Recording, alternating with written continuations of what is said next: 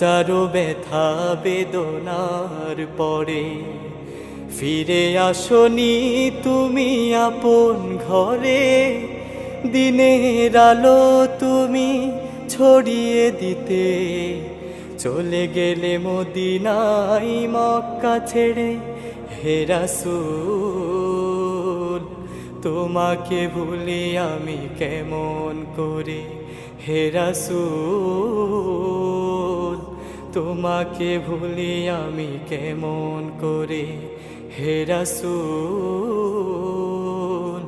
তোমাকে ভুলি আমি কেমন করে।